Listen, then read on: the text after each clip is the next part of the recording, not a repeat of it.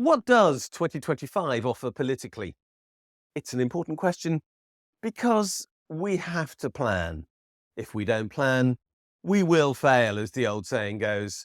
And therefore, to look forward is a necessary part of life, knowing that forecasting is one of the most stupid things that we can do. Just look back a year. We would have forecast that Labour would form the government in the UK with a landslide and would have been right. We would not have forecast that they would have ended the year in the mess they're in.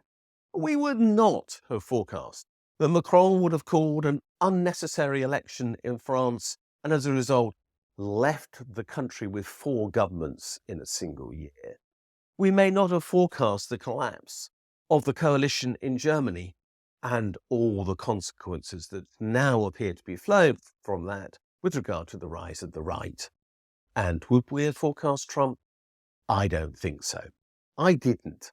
I held out hope that the Americans might just have some sense and vote against Trump, even if not for the Democrats, who never did excite anyone at the present point in time. But they didn't. They voted for Trump. So where does that leave us with forecasting 2025?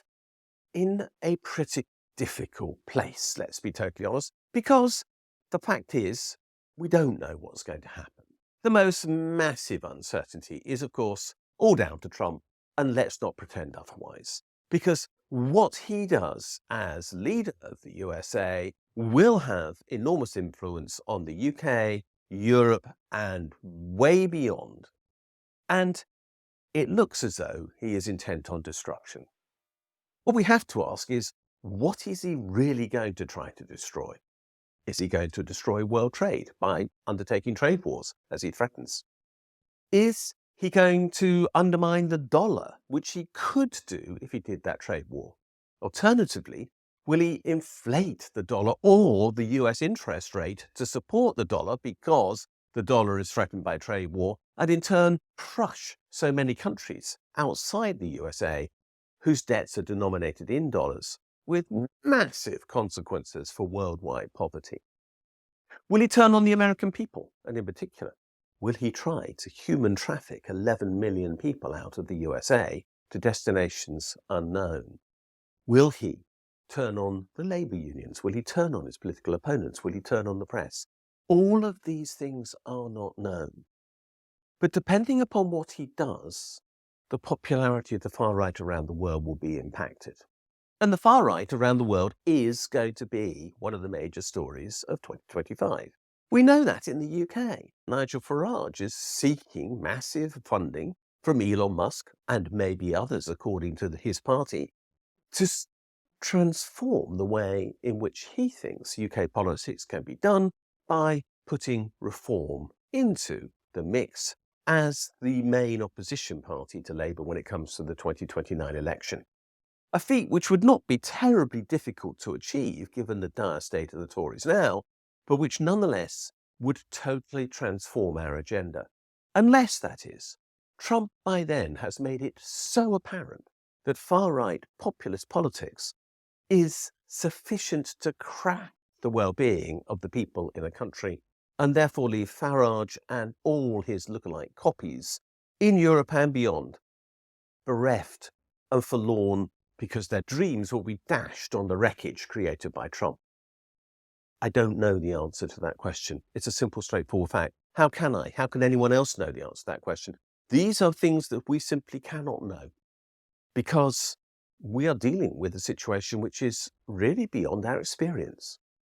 However much we dislike politicians, and a lot of people dislike politicians, and there's some good reasons why they should, because, let's be honest, there's some evidence that they're not the most trustworthy people on earth, we presume that they will be rational, at least to some degree, and predictable within a certain parameter.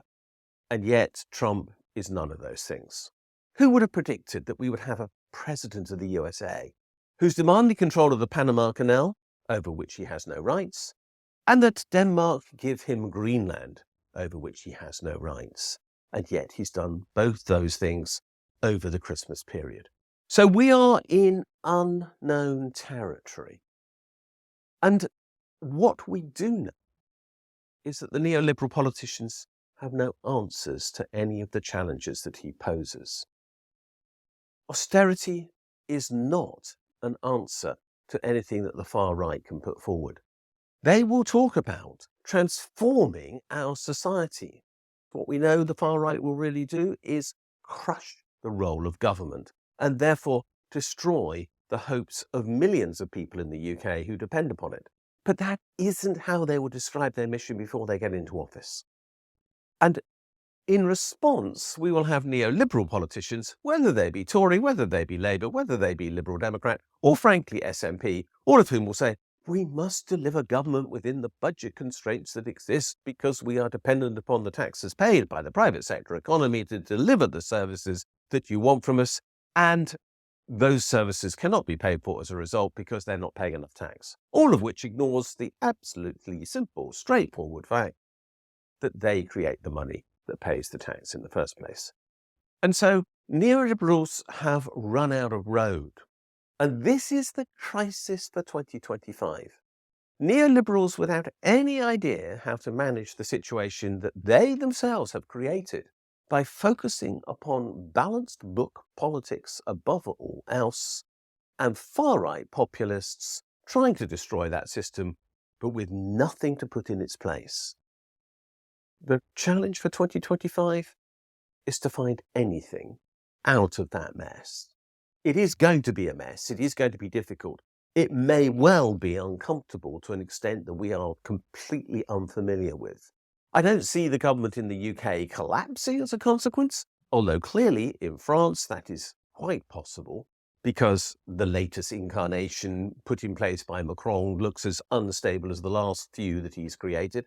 And in Germany, it is highly likely that an unstable coalition will result from the election that they've got to have in the new year.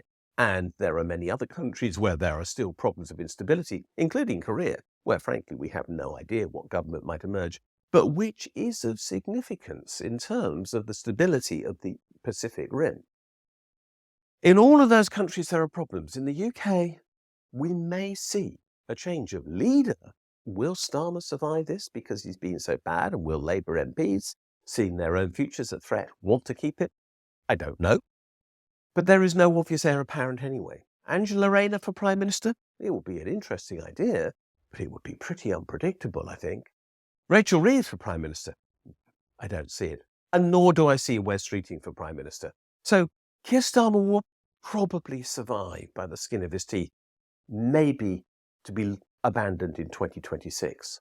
But the big questions for politics in 2025 are not domestically grown. The stability of Ukraine, the stability of the Middle East are the other factors that we have to look at in this as well. What will happen in those conflicts? Who knows? Because they are almost beyond our understanding in the sense that these are existential conflicts by states to try to extend their power in a way which is beyond our comprehension because we wouldn't want to do it.